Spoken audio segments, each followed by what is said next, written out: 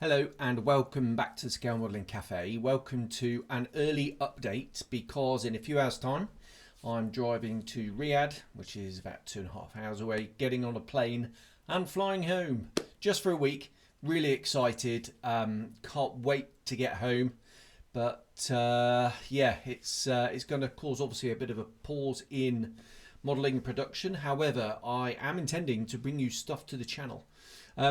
Before we get onto that though, we'll just talk about what is coming up imminently on the channel as well. Last week, the Kinetic Sea Harrier, which is in a box, in a suitcase, ready to come back. Part 2 of that, the cockpit went up last week.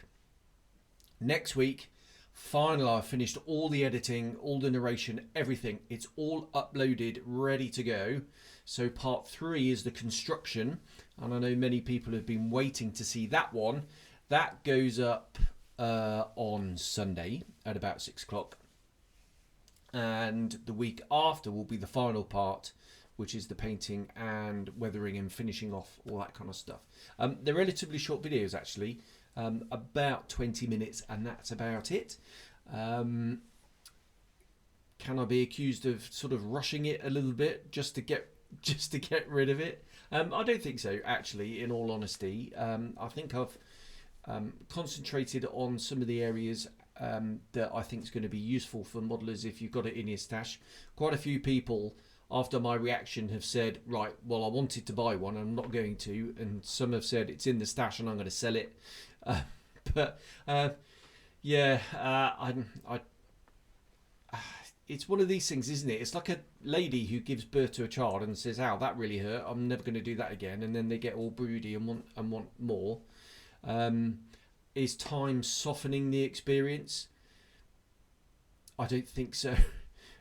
Did I over-egg it a bit? I think maybe. You know, I did ham it up a little bit.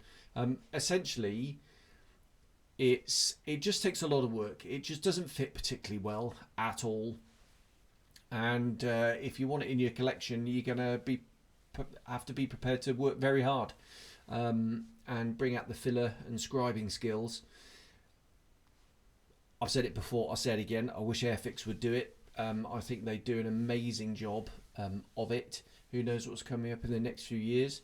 But yeah, I'd love to see a 1/48 scale Sea Harrier FRS1 from Airfix. New tool, that would be utterly amazing. Right, other stuff that is going to come to the channel is obviously I'm going home, so there's going to be some unboxing videos. I've got some really cool stuff, and very excited to bring that to you.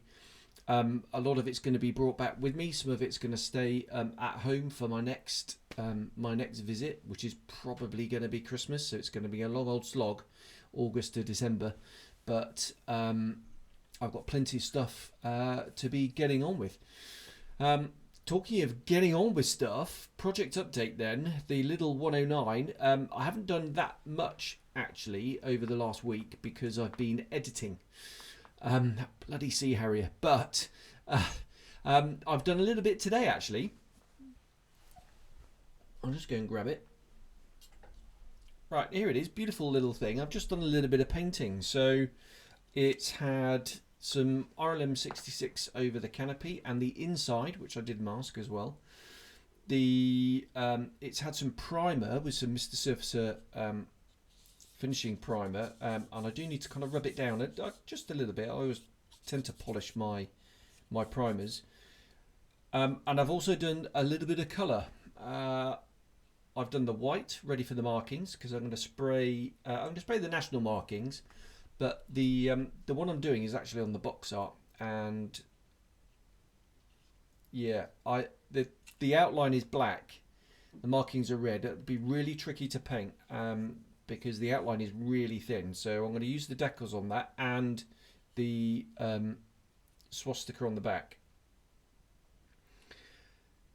One thing that you can do with these little Edward 109s is you might be able to see here, there's a hole where the oil cooler goes, or the oil cooler? Yeah, it is the oil cooler.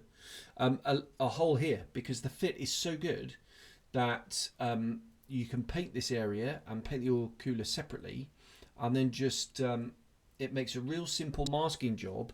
So I'm going to mask off the yellow, and then I was going to touch in a little bit of the blue when I paint the RLM 78, the light blue. And it's going to make that really easy to paint because you don't have to mask over the oil cooler, which sticks out and becomes quite a pain. It's a brilliant feature, and it really does help out the modeler. Whether it's designed to do that, probably not, but you know, it works. So fabulous. And yeah, when I get back, what I'm going to do is I'm going to finish this before doing the first project when I come back. Now, talking of which, it's going to be the Laminar Flow Designs Spitfire Mark 14 conversion. And it, sorry, wrong. It isn't. It's going to be the Qatari Spitfire in 30-second scale. And it, because that is for the, I'm doing that for charity. And, you know, I've banged on a bit, quite a bit, and I'm going to do a little bit more in a moment. But yeah, that's going to be a charity build. So the Qatari Spitfire, I'm going to feature on the channel. I'm going to do a photographic essay with it as well, write it up as an article, file it off to one of the magazines, don't know which one yet. And then I'm going to wang it on eBay, so you're going to have a chance to buy the completed model that you would have seen on here.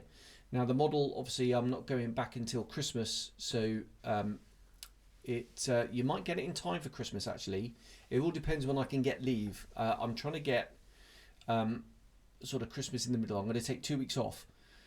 If I can, if that happens and I can bung it in the post and get it to the winner before Christmas, I will absolutely do that. But we'll just have to wait and see.